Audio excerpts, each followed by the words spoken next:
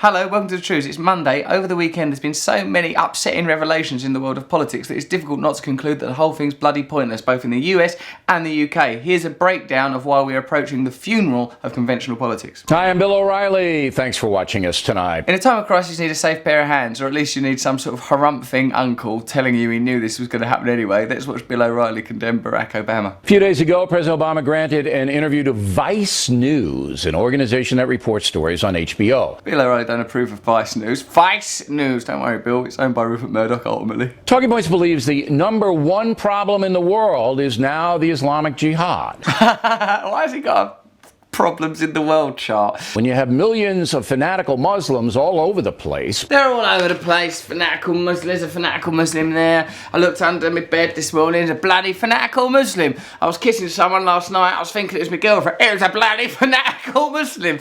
Fanatical Muslims aren't everywhere. These are the kind of news stories that are promoted and put at #1 in the hit parade to stop us looking at issues like climate change, which are created by the real problem, corporate hegemony. That's the #1 problem in the world. Don't let anyone tell you that it's anything else. That has become shockingly clear with the emergence of ISIS. ISIS, Vice, ISIS. There's some things I don't like.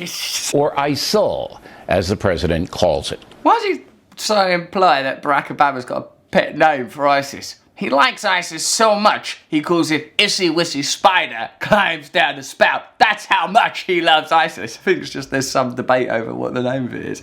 Let's have a look at Barack Obama admitting that the reason that we have this kind of new militarised fundamentalist Islamic extremism is because of American intervention, and the reason we had that American intervention is because of corporate requirements. ISIL is a direct outgrowth of Al-Qaeda in Iraq that grew out of our invasion, which is an example of unintended consequences, which is why we should generally aim before we shoot.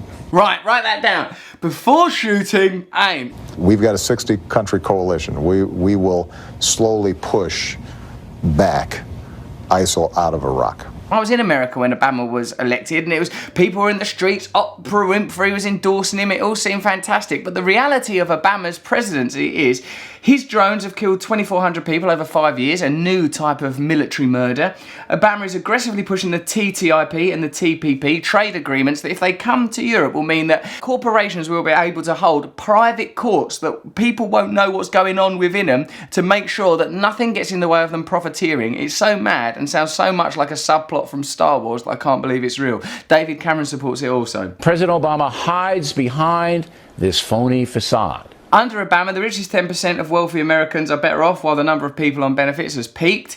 Despite his initial pledge, Obama has never closed Guantanamo Bay. Still open, still doing a roaring trade at Guantanamo Bay. Obama's crackdown on immigration has filled up US prisons with Hispanics, prisons that are paid for increasingly with private funding and built for profit. In America, 2 black people are killed by white police officers every week. Now, when you were voting for Obama, that is what you were voting for. We can now, using the magic of history, we can see that when we were going, yes we can, change, hope, what we were voting for, dead black people, filled prisons, bombing innocent people abroad, and signing deals that give corporations literally unlimited power. There's no terrorist organisation that's as powerful as a transnational global elite that are about to insert new laws and new legislation across the globe that make them even more powerful. I'm confident that will happen. Okay, so if an election that seemed as significant as the presidency of Barack Obama ultimately turned out to be meaningless and pointless, how can we get whooped up about, for example, Hillary Clinton, who's in the running? When she was Secretary of State, she tried to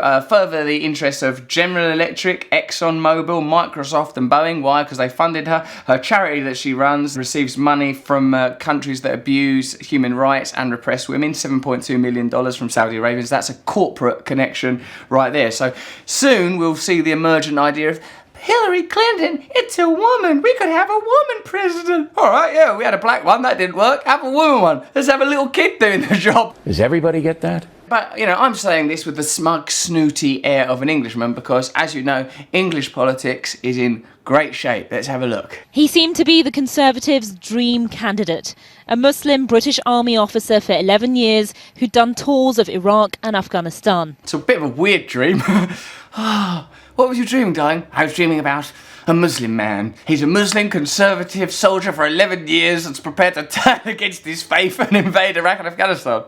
Better stop eating cheese before bed. Contrast that to the man apparently filmed seemingly making Machiavellian deals with the far-right English Defence League. Apparently filmed, seemingly, possibly, perhaps, full of qualifiers. I'm so tied up in legalese, I can't even do the news. Possibly. He wanted the EDL to fake a march, only for him to then pretend he had heroically negotiated its cancellation. This is, of course, the story about Tory candidate Alamin, who tried to get the EDL involved in some sort of eeling comedy caper. In exchange, the EDL were offered the chance to mainstream their views once he's elected. Is this what it comes to? Is this what politics in Britain has come to? There are actual real things happening. So he's sat around cooking up mad schemes. It's not as if there's nothing to be done on relationships between the Muslim community and indigenous white people. There's loads and loads of problems, and there's loads of useful things that could be done. There's got to be something wrong with the system to create this kind of mayhem. Alamin's campaign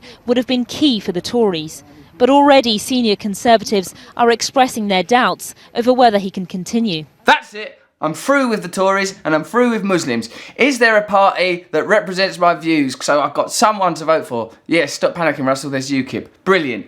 2 UKIP candidates were suspended and another one has quit over an expenses scandal as well as bullying and racism in the party. One of the most incredibly stupid and dishonest things I've ever seen in my life. This comes as well a couple of days after Nigel Farage was apparently driven out of a pub by women pretending to breastfeed. I mean, that would be terrifying for Nigel Farage. He does hate a boob. Particularly, imagine it was a brown Muslim boob. He'd go through the roof. Faces, don't veil faces. Boobs, do veil boobs. It must be confusing being Nigel Farage. We're not boring. We've got some colourful people, 1 or 2 people who are too colourful. Okay, all right, UKIP are a bit extreme, and it seems that ultimately they are an establishment party run by a banker, funded by bankers, speaking the rhetoric of the working class and the disenfranchised, but ultimately policies that make things even worse. Perhaps I'll look at a more moderate party. Now, the Liberal Democrats have become embroiled in another party donor scandal. A cash for access scandal after accepting a second potentially illegal donation that allegedly bought a donor access to Nick Clegg. Access to Clegg.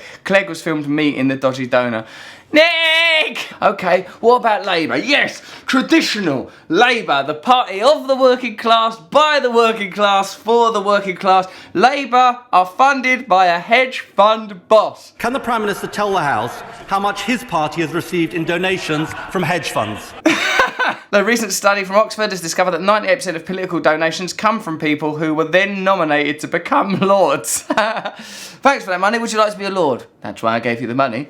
You can now be a lord. Not you 2%. And if you're not a person who cares much about administrative and bureaucratic chat about funding and typical racism, perhaps it will trouble you that a sitting MP is a paedophile. The police have been ignoring the case for years and years and years. Westminster itself is falling apart and decaying. You can actually crumble it off in your hand. Almost like the building is trying to admit to us that this whole situation is a sham. So whether you're American or you're in the UK, when it comes to elections, what you're going to be voting for is someone who doesn't represent your interests but represents the interests of some big business. I'm sorry that voting is pointless. Voting shouldn't be pointless, but voting is pointless. That's some true news. Subscribe here.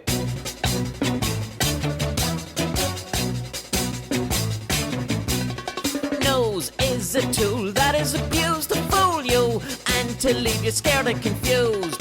Trews is like the nose. If the nose was true, I want some Trews. Let's have some Trews.